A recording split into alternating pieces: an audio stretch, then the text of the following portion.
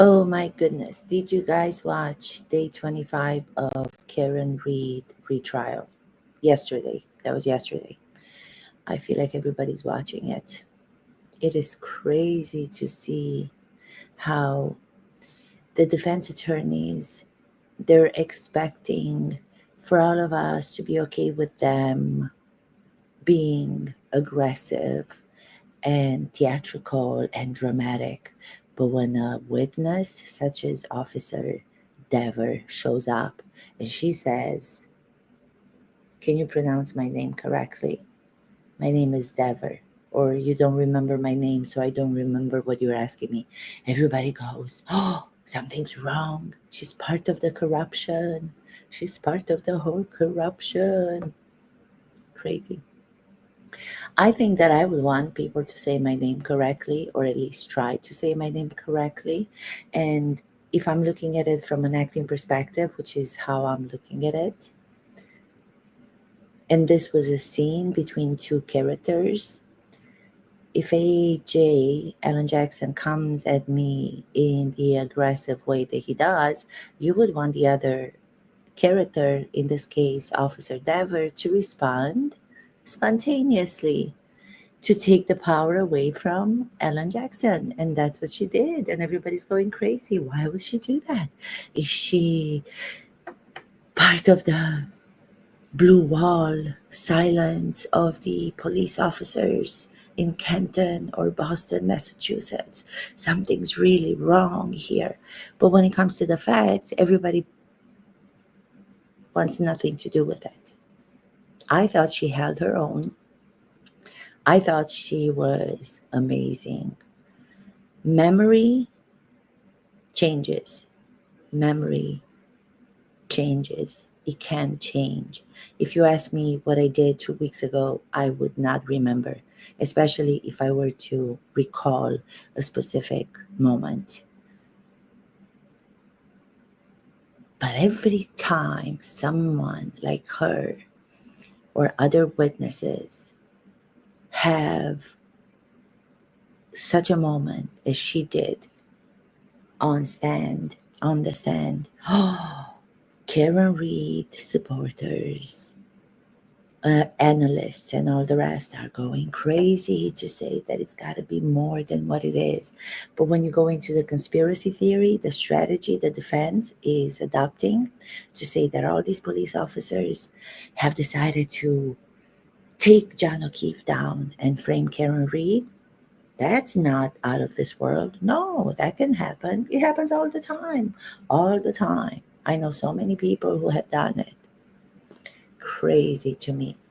And then the texts that were read out by Hank Brennan, the texts that were written on the personal chat by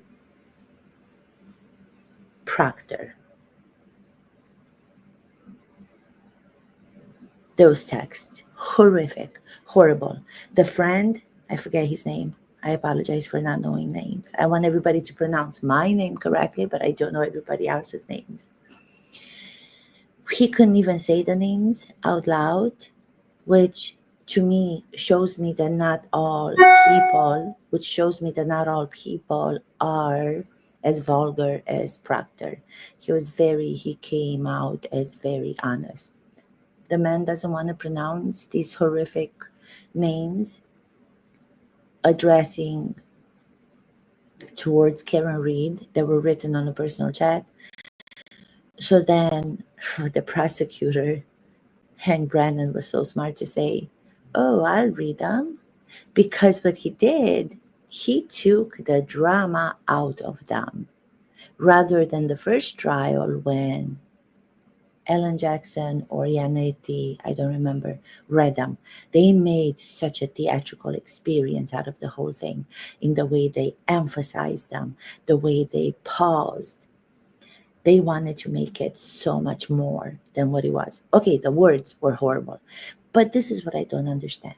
Why don't people have a problem with the voice messages that Karen Read left on John O'Keefe's phone? She called him a pervert. Why would a girlfriend call a boyfriend a pervert? That has nothing to do with what they were fighting about. It has nothing to do with it. Yet nobody's talking about it. Why isn't anybody talking about the fact that she was cheating emotionally on John O'Keefe with Higgins? Why isn't anybody making a big deal about those texts between Karen and Higgins? No, it's only choosing what works to support their conspiracy theory. That's all. When it comes to the reality, looking at the facts neutrally, no, that's not being done. I thought it was an extraordinary day. Here I am doing this again, and I don't even know if it's working. I don't think it's working, but if it is, good. If it's not, this is just a brief, short recap from an acting perspective. Like I said, why do I repeat myself? I don't know. I don't have a lot of words, so I'm going to use the same words over and over and over and over and over and over. And then you get to, I think Officer Dever, the highlight of her testimony was when she was able to say that somebody from the defense threatened her with perjury because she did not want to give her testimony the same as it was the first time. When later she found out, she realized that that couldn't have been true because of the timeline. That was huge. I don't even know. I don't even know. Like I said, I don't even know why the defense is not coming up with a different strategy this time around. Now they have a new actor on stage, the star of this whole trial. Hank Brennan, special prosecutor. When you have a new player, that player is going to bring different strategy to his role. Then you have to adjust your strategy. You can't go with the same one because it's going to seem like you're part of two different stories.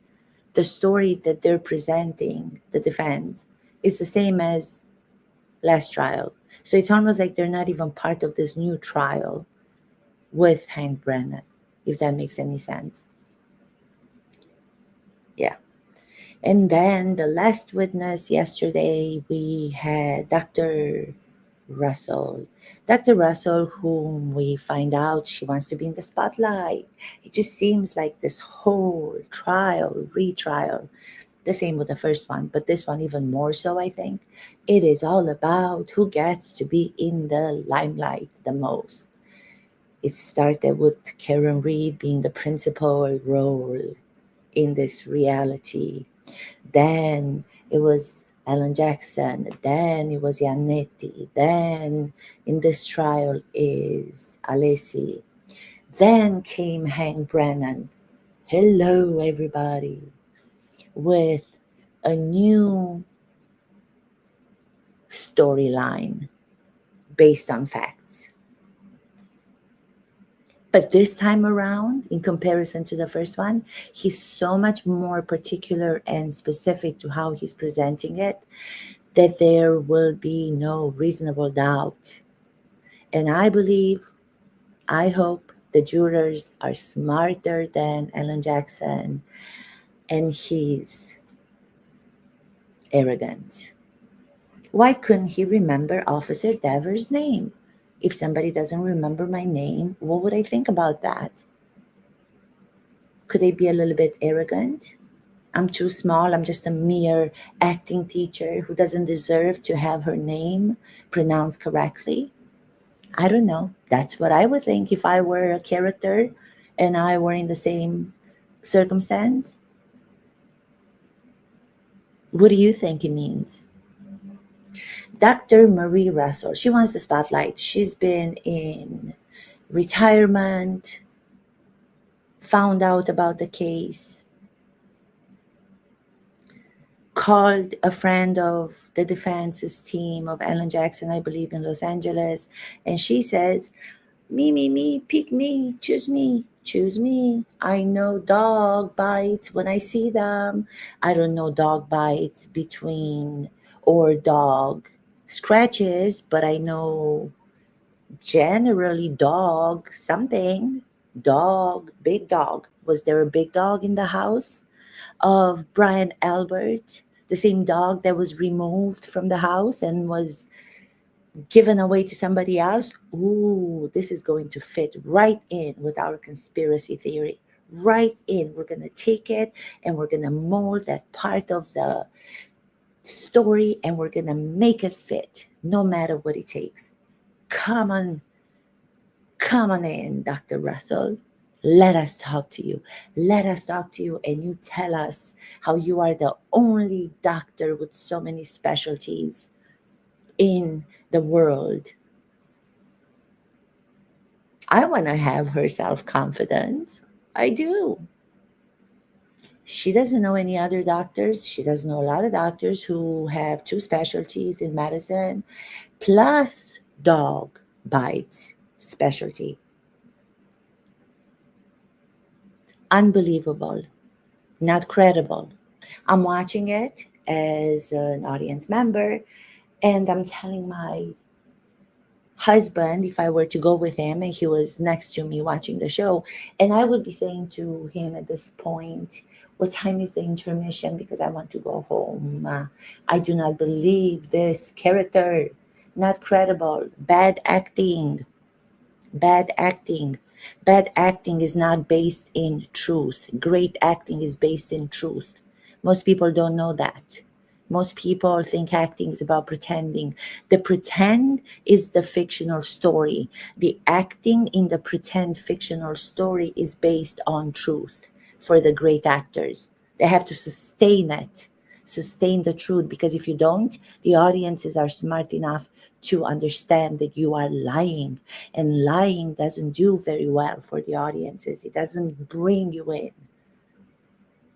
It doesn't emotionally involve you into what you are seeing. So it's the same with characters on a stand, with witnesses in a trial.